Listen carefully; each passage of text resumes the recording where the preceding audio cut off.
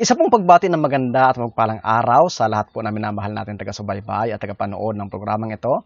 Welcome po kayong muli sa isang namang episode nitong Prophetic Insights, na kung saan tayo po ay titingin, susulyap sa mga pangyayari ngayon at kaganapan na nagpapatunay na ito po ay katuparan ng mga hula ng banal na kasulatan.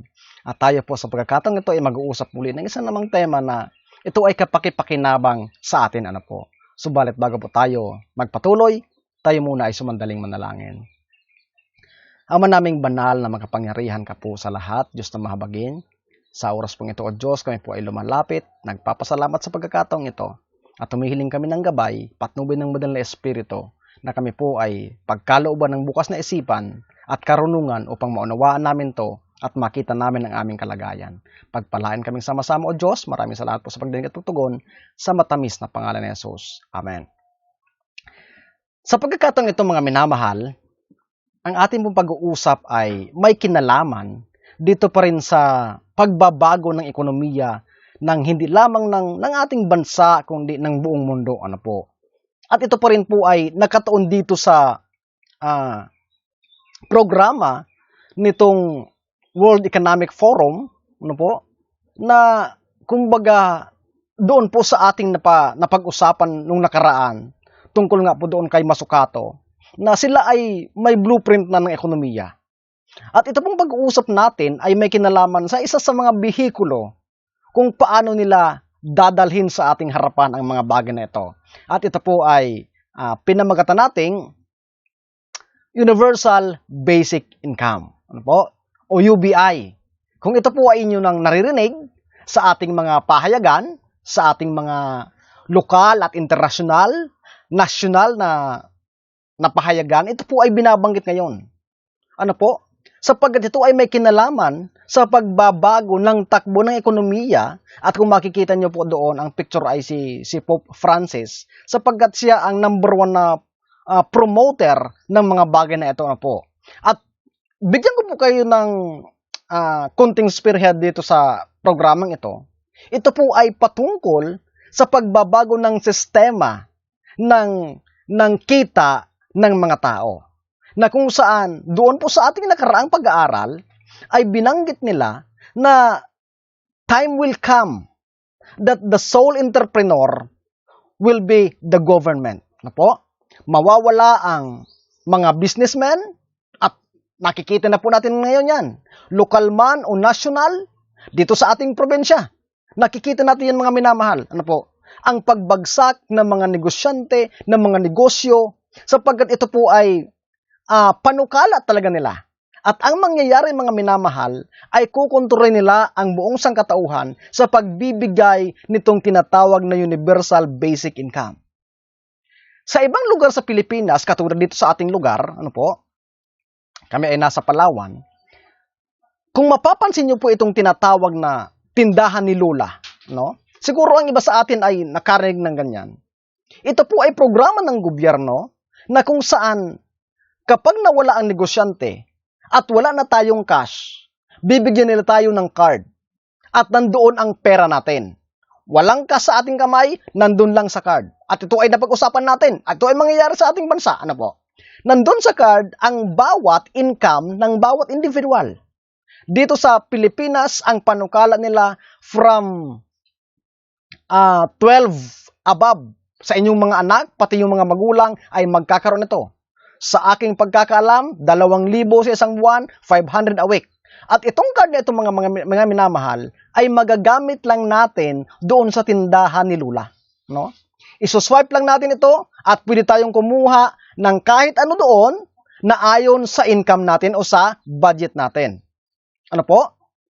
Anything from our basic needs, pangangailangan natin sa bahay, lahat ng materyales, lahat nandun ang mga minamahal. Subalit, ito po ay may catch. Sapagkat dahil ang gobyerno ang bumubuhay sa'yo, kailangan kang sumunod sa kanilang patakaran. At nakita natin sa ating mga previous na pag-aaral na ito ay ikinonect nila dito sa kapahingahan ng linggo. Katulad noong mga Mastercard ng Amerika na may kinalaman sa carbon dioxide emission. Ano po ang pag-usapan natin? Na pag ikaw ay nagsubra sa limit mo, ikakat ang iyong supply o ikakat ang iyong budget, not because wala kang pera, but because of your excess doon sa carbon dioxide emission. So, hindi ka makakabili. And usually, gagawin nila yan ng every Sunday. So, ito yung paraan nila ng pagkontrol ng mga tao, mga minamahal. Ano po? Kung kaya, ito ay pinapangunahan nitong si Pope. Subalit mga minamahal, ito po ay nag-uumpisa sa ibang bansa. Subalit tandaan natin na ang sabi ko nga sa mga nakalipas nating pag-aaral that the US will be the flagship of the whole world in terms of this. At lahat ng bansa ay susunod ayon sa propesiya. Katulad po ng nabanggit dito, ang sabi po dyan, as America, the land of religious liberty, shall unite with the papacy in forcing the conscience and compelling men to honor the false Sabbath, the people of every country on the globe will be led to follow her example. Ano po?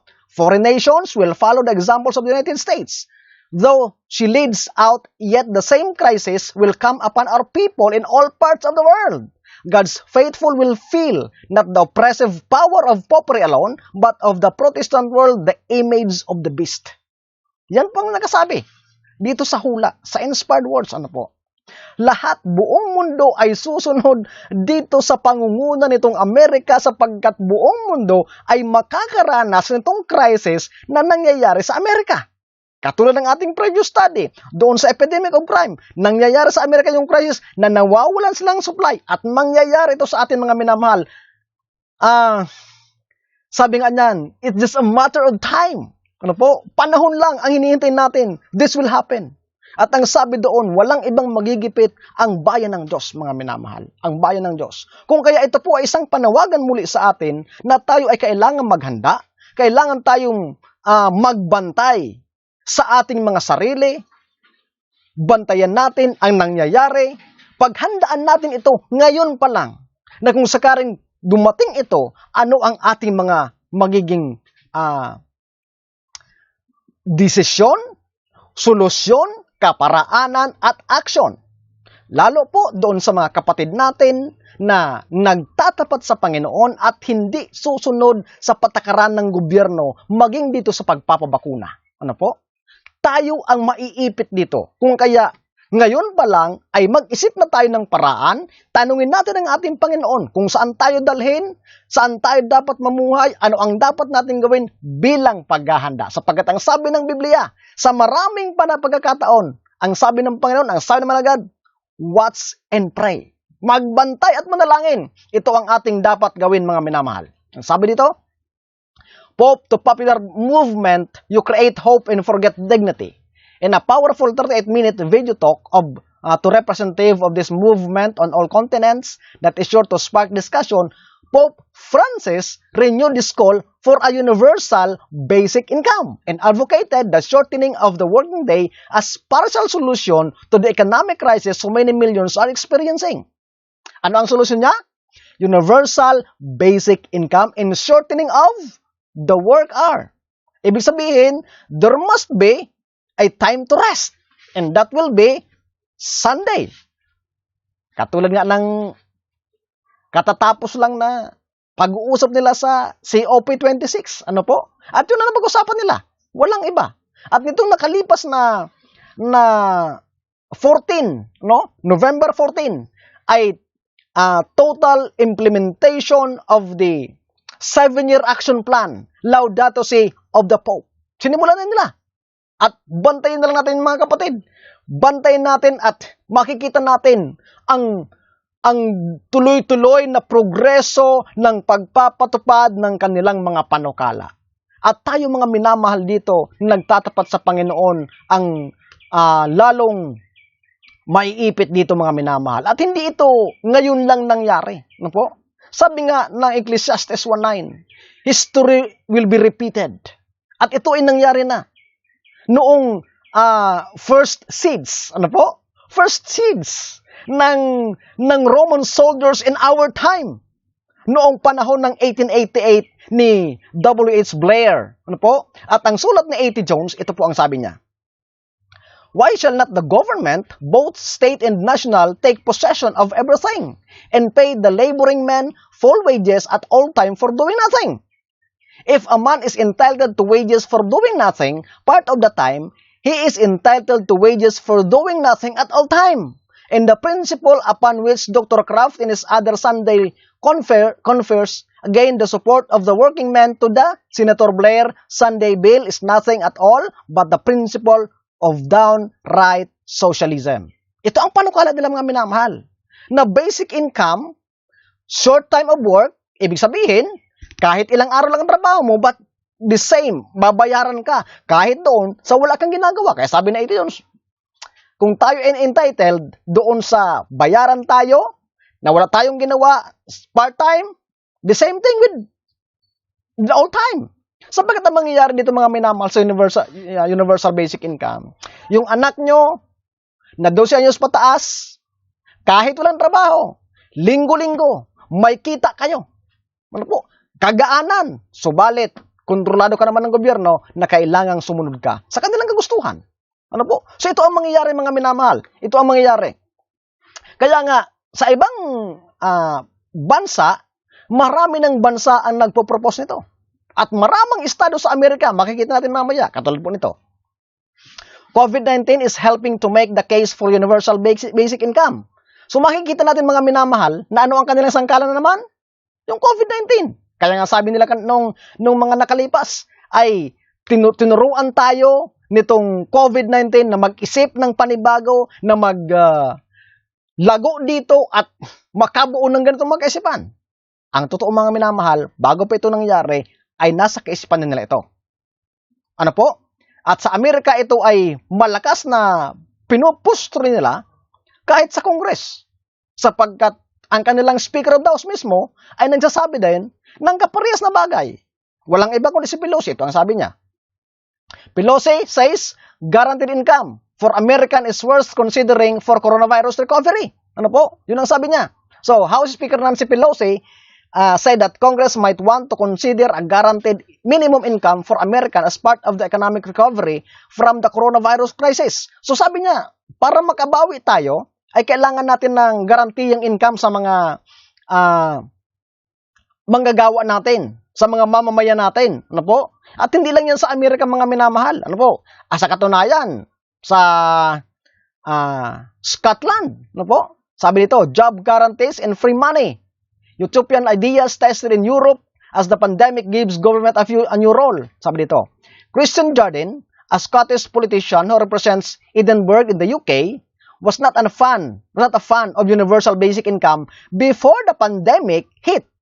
It was regarded in some quarters as kind of socialist idea, said Jardine, a member of the centrist Liberal Democrats Party, but not long after the government shut schools, shops, restaurant and pubs in March, with little warning, she started to consider her position. So, nakita natin mga minamahal, marami na ang nagko-considera ng mga bagay na ito. Ano? Free money. Bakit free money? Sabi ko nga, kahit wala kang trabaho, basta nakapaloob ka dito, kikita ka. Ano po? At hindi na ito ngayon. Because even in the time of Donald Trump, sabi dyan, ng Business Insider, House Dems just proposed $2,000 payments for many Americans, creating a basic income to see the U.S. through the pandemic. Here's how the Silicon Valley dream for universal basic income slowly, then suddenly became a solution for inequality in the U.S. and abroad. Sabi kanila mga minamahal, this is a solution para dito sa pagbagsak ng ekonomiya sa pandemic, pero ito talaga ay kaisipan ng Pope para dito sinatawag na socialist form of government. Nang sabi niya, hindi lamang mayayaman ang makinabang, kundi yung pakinabang ng mayayaman ay makinabang din ang mga mahihirap. So ang gagawin natin, pantay-pantay na income, universal basic income. Mayaman ka man, mahirap ka man, pare-parehas ang tatanggapin natin, so ang buhay natin ay pare-parehas. Walang mayaman, walang mahirap, pero pare-parehas tayo, may pagkain sa ating hapagkainan. Maganda sana. Maganda sana. Subalit mga minamahal, ang problema dito, yung kaisipan nito sa likod nito. Ano po? Yung kaisipan sa likod.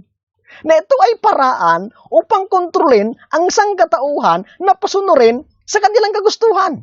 Na wala kang magiging rason, wala kang magagawa sapagkat lahat ng kabuhayan mo ay nasa gobyerno. Katulad nga na nag-usapan natin na pababagsakin nila ang ekonomiya kahit yung mga magtatanim. Kung naaalala yung mga minamahal, ano po? Sa Maine USA, kahit ikaw ay may sariling lupa, kung wala kang constitutional right, hindi ka pwedeng magtanim. Nakita niyo po yan? Sa ibang lugar. Ano po? Walang pwedeng magtanim. Babayaran ka para hindi ka magtanim. Ang sabi ni Masukato, by next year, during summer, there will be a drought. So ano pa ang kabuhayan ng tao? But if there will be a universal basic income, including those who have no work, you will live. But, hahawakan ka sa ilong na wala kang kawala sa kanilang kagustuhan. Ito ang mangyayari mga minamahal. Ano po? Sapagkat sabi po ng activist post, ang sabi nila, a quarter of all personal income in the US now comes from the government. So, noon pa man, ay parang kinondisyon na nila ang kaisipan ng mga tao sa ganitong paraan sapagkat, para ito nga, kung isipin nyo mga minamahal, alam nyo po, ito ang mahirap. Kasi kahit sa ating pamunuan, ay dahil sa pakinabang natin sa gobyerno, sa loan, sa tax exemption, sa ating mga tithes, nakikinabang tayo, wala tayong nagagawa at sumusunod tayo sa kanilang kagustuhan. Ano po? Katulad na lang sa ibang conferences natin. Sa kabila na iniurong ng government ng United States ang mandatory vaccination, yung ating pamunuan, sinulong pa din yung mandatory vaccination sa kanilang mga employee. Ano po? Katulad po ng Chicago. Chicago poised to create one of the nation's largest guaranteed basic income program. Ano po? Chicago. Maraming mga tawag niyan, state sa Amerika. Los Angeles will pay $1,000, no string attached, monthly universal basic income to 3,000 families suffering hardship due to COVID-19 and largest guaranteed income. Ano po? Guaranteed income, pilots have become increasingly popular to state. During the summer, a program giving payments to 1,250 to 40 homeless people between 18 to 24. For 2 years, bruin mo? Wala kang trabaho, kikita ka. $1,200. Ano po? 1,200. Malaking bagay na yan. Malaking bagay sa kanila. Ano po? At yan ay, sabi dito, no string attached. No string attached. Maniwala sa kanila na no string attached. Ano po? Walang free sa panahon ngayon sa gobyerno. Mga kapatid, walang free ngayon. Tandaan nyo po yan. Hindi totoo ang no string attached. At ito po mga minamahal ay ginagawa na rin even with some of the mayors. Katulad yan. New Mayors for Guaranteed Income Program explores cash payments. Ano po?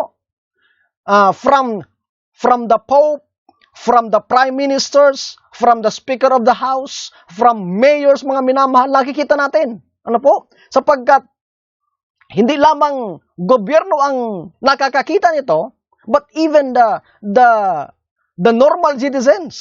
Sabi nga dito mga minamahal, ano po? Why Americans need guaranteed income? Marami sa kanila ang jobless ngayon. Marami ang homeless sapagkat nung nakaraang vaccination program nila, campaign nila, yung mga hindi nagpabakuna, ay inivit nila sa kanilang mga tahanan. At ngayon ay nakatira sa kalsada. Ngayon, babawiin nila yan dito sa Universal Basic Income. Bibigyan nilang kabuhayan, but you have to follow the government. So ito ang cuts nila. Tapos sasabihin nila, no string attached. Nakakatuwa naman mga minamahal, ano po, nakakatuwa yung kanilang mga style na nakitang-kita. So sabi po ng Forbes magazine, Pope Francis calls for universal basic income, more participation of women. Ano po? So dito, all aspects of society mga minamahal ay tinatawagan niya para isulong ito. Kung kaya nga mga minamahal, ito ay isang, kumbaga, tinitingnan nila na solusyon, lalo doon sa mga hindi nakapagtanim, walang maitanim, sapagkat nung nakaraan, nakita natin mga minamahal, that even those seeds na kailangan pagtanim ay tinatago nila. Even here in the Philippines, in some places, walang supply ng pantanim.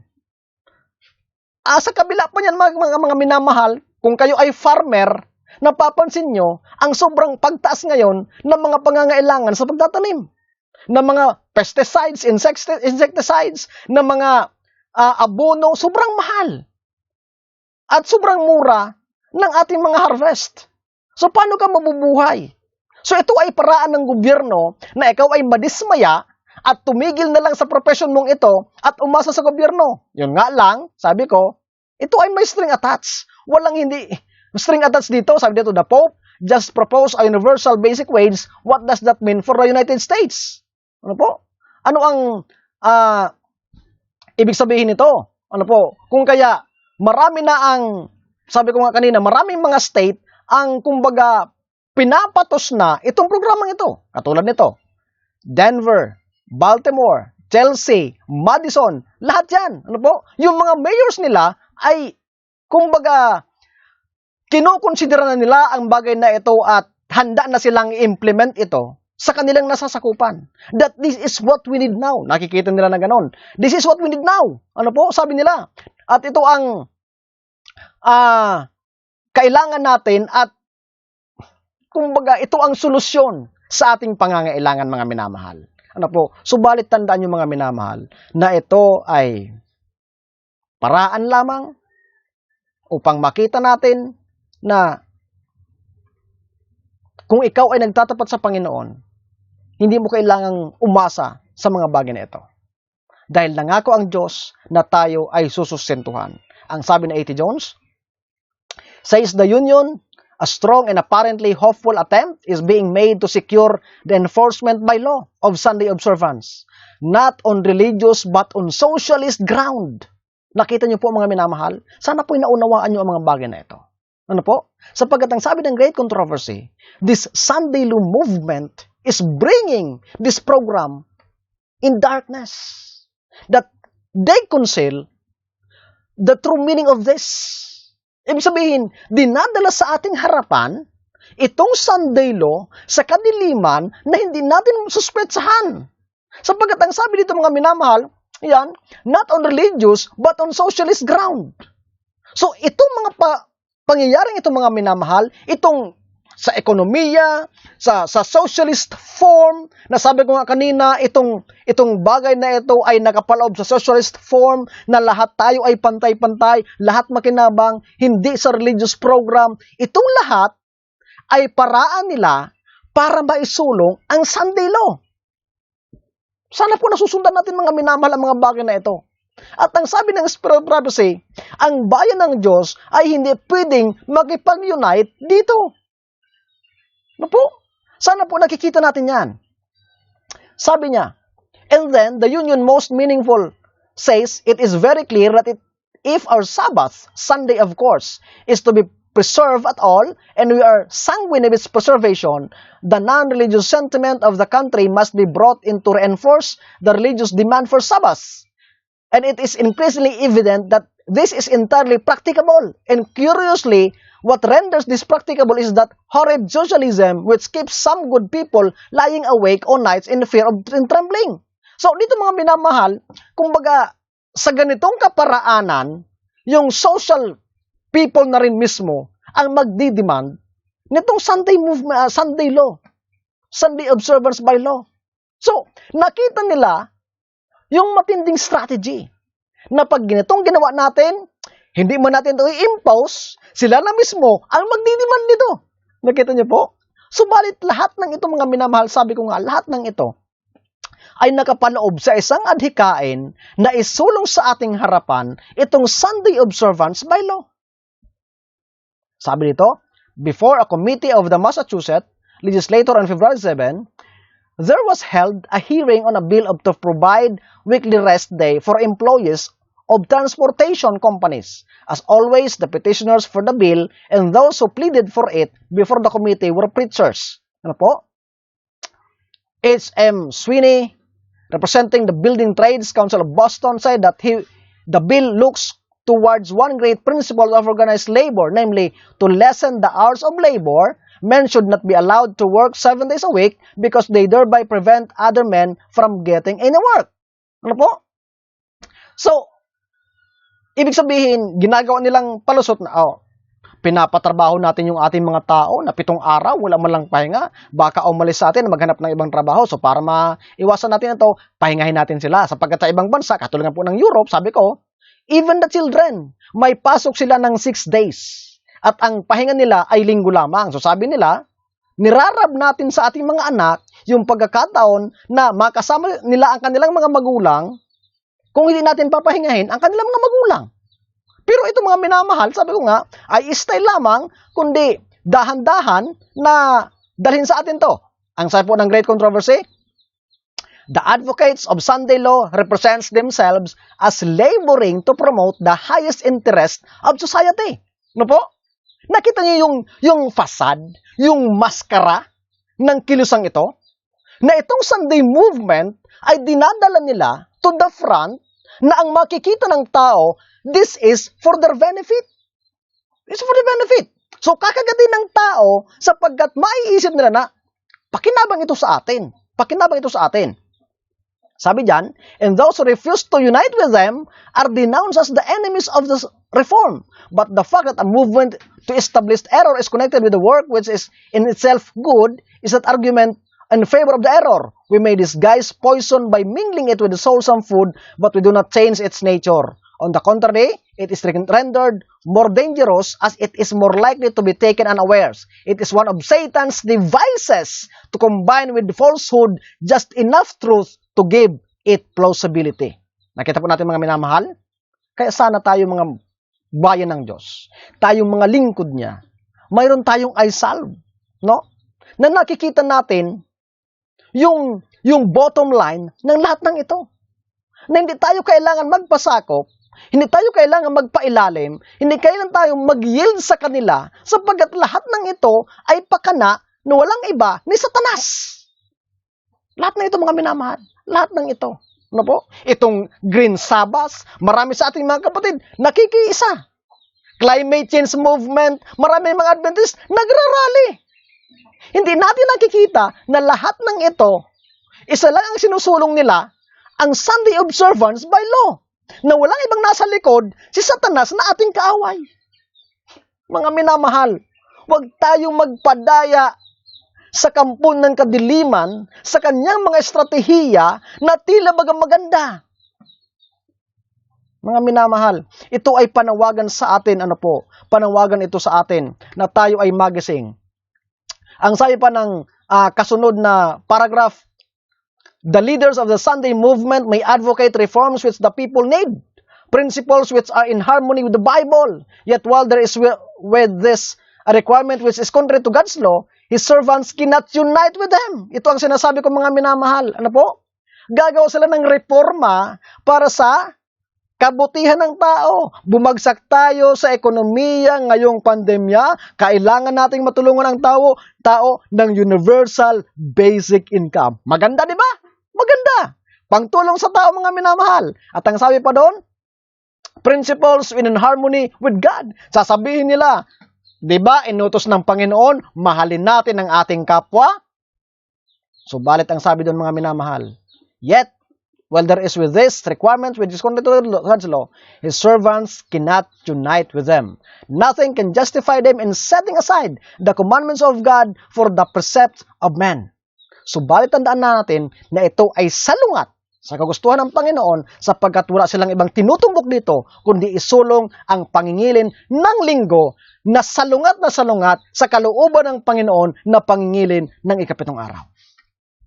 That's why ang sabi doon, we have no right, we cannot, in whatever means, if we regard ourselves as servant of God, as children of God, we cannot in no means unite with them, mga minamahal.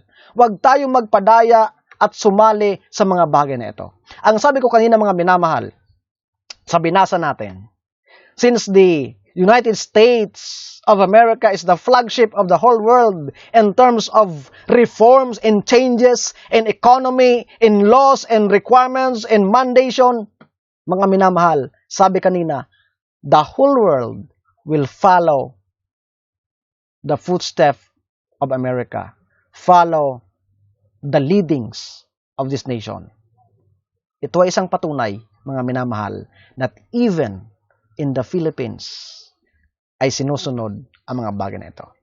Tingnan po natin ito. Yan ay palabas ng Rappler. Dito mismo sa ating bansa na Pilipinas. Sabi dito, opinion, why universal basic income is a solution to the Philippine problems. Nakita niyo po mga minamahal? That even in the Philippines, itong universal basic income ay pinag-uusapan at kinukonsidera ng gobyerno bilang solusyon sa mga problema ng Pilipinas, lalo't higit dito sa pagbagsak ng ekonomiya na dala ng pandemya. Nakita niyo po, maliwanag pa sa sikat ng araw. Ano po? Na totoo ang sabi ng hula ng propesiya ng Biblia na uunahan ng Amerika, susunod ang mga ibang bansa, pati sa ating bansa, hindi ito papalagpasin. Sapagkat ang plano ng kaaway ay hawakan ang buong mundo. Sino ba ang apektado ng pandemya? Buong mundo. Sino ang nangangailangan ng tulong? Buong mundo. Ano ang solusyon ng buong mundo? Universal basic income. Sino ang nagsabi? Si Pope Francis. Sino ang nasa likod? Si Satanas. The Philippines ended 2020 with poverty and unemployment percentage at alarming levels, 19.8, 10.3, respectively, with problems seemingly insurmountable and with current solution being ineffective. I propose universal basic income as the game changer solution for the Philippines. Nakita niyo po? Game changer, kung baga, para mabago ang takbo ng laro. Ano po? Mamago ang takbo ng laro. Ang sabi dito, analysis, free money for every Filipino, at least during emergencies. No? Sabi kanina ni A.T. Jones, if we are entitled of free money and doing nothing in part-time, we are also entitled for free money at doing nothing at all times. Tinuturuan ang tao na ano po, na maging tamad. Samantalang ang sabi ng Biblia, sabi ng Panginoon, kakain ka sa ano do? Sa bunga ng iyong pagpapawis. Kailangan kumain ka sa bagay na pagtatrabahuhan mo. Sapagkat, alam niyo po mga minamahal, ang sabi ng isang kasabihan, an idle mind is a workplace of the devil. Pag wala tayong ginagawa at may pera tayo, marami tayong maiisip na bagay na hindi kapakinabang at masasama mga minamahal. At totoo yan. So, free money. Free money mga minamahal ang sabi dito. Ano po? Free money. Economists like to say, there's no such thing as a free lunch, but there is the closest thing to it, and we may very will need it. Di ba? Sabi ko nga, universal basic, nakita niyo po yan. Sa right side, universal basic income, which gives free money to everyone. No question asked, no string attached. Napakaganda mga minamahal, ano? Napakaganda. There's a lot to be said about the ASP and where it went wrong, mga minamahal. Sabi ko nga kanina, ito ang pinopropose nila. Yung tindahan ni Lola, 12 years old pataas sa inyong mga anak, kasama ang mag-asawa, magkakaroon kayo ng kanya-kanyang card at libreng cellphone. Yung libreng cellphone, nandun ang banking system ninyo. Ano po? Doon nyo ma-update kung ilan ang budget nyo, kung ilan ang pera nyo. At yung card nyo ay magagamit yung pang swipe-swipe sa mga tindahan na gagamitan ito. Wala ng cash, ito na lang, basic income for individual, lahat may pera. No string attached. No question asked. Ang sabi nila mga minamahal, napakaganda. Pero kanina nakita natin na lahat ng ito ay walang iba kundi nasa likod ng pagsulong ng Sunday Law na kapag ikaw ay naniniwala na anak ka ng Diyos, na bayan ka ng Diyos, na lingkod ng Diyos, wala kang karapatan na sumali dito. Yun po ang sukatan sa atin. Ibig sabihin, pag sumali ka dito, Ibig sabihin, nawalan ka ng tiwala sa iyong Panginoon na kaya kanyang pakainin kahit hindi ka umasa sa iyong gobyerno, mga minamahal. Ano po? Ang sabi pa dyan, Philippines COVID-19 crisis creates opportunity for basic income. Getting a grip on climate change is in the Philippines. Parang it sounds like foreign countries din, di ba? Bumagsak ang ekonomiya ng pandemya, kailangan natin ng solusyon. Universal basic income. Napakaganda, mga minamahal. Panglinlang sa sangkatauhan. Ano po? Panglinlang sa sangkatauhan, mga minamahal. Subalit, nakita natin na maliwanag kanina. Na ano po? Na ito ay pakana ng kaaway para linlangin ang tao na kunyari, ang kanilang proposal, ang kanilang strategy, ang kanilang programa ay para sa ikabubuti ng mga tao. Subalit ito po ay may halong lason para unti-unting nakawin sa atin ang ating kalayaan, ang ating paniniwala, ang ating kaligtasan at makasama nila tayo sa kapahamakan. Mga minamahal, ito po ay panawagan ko sa inyo na ngayon pa lang pagplanuhan natin ang ating kabuhayan. Kung kaya inuulit-ulit ko, mga minamahal, lisanin natin ang kalungsuran. Maghanap tayo ng lugar na ang sabi ng country living, makapagtatanim tayo, mabubuhay tayo sa sustenance ng Panginoon.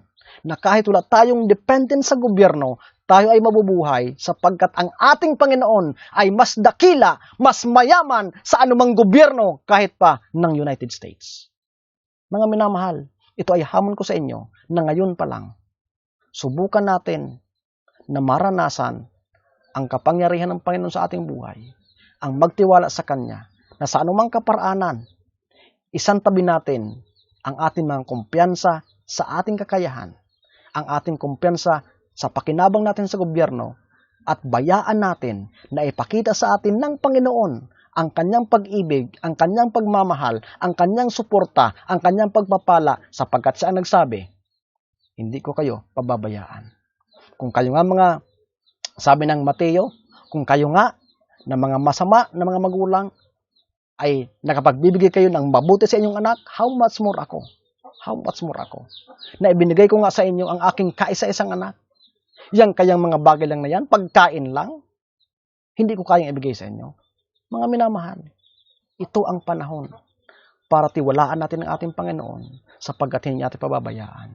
Universal basic income, mayroon tayong universal basic income na manggagaling sa ating Panginoon sapagkat siya ang may-ari ng lahat. Ang gusto niya lamang, tayo ay patuloy na makitaan ng manifestation na tayo ay sumusunod sa Kanya, tayo ay may pananampalataya niya, at tayo ay lumalakad ng patuloy sa daan sa kaligtasan. Naway, ang mga bagay na ito ay nagbigay uli sa atin ng pag-asa, ng kasiguruhan. Ng ating Diyos ay buhay at ang ating maasahan. Ang pagpapala nawa ng langit ang muling sumaatin sa oras na ito.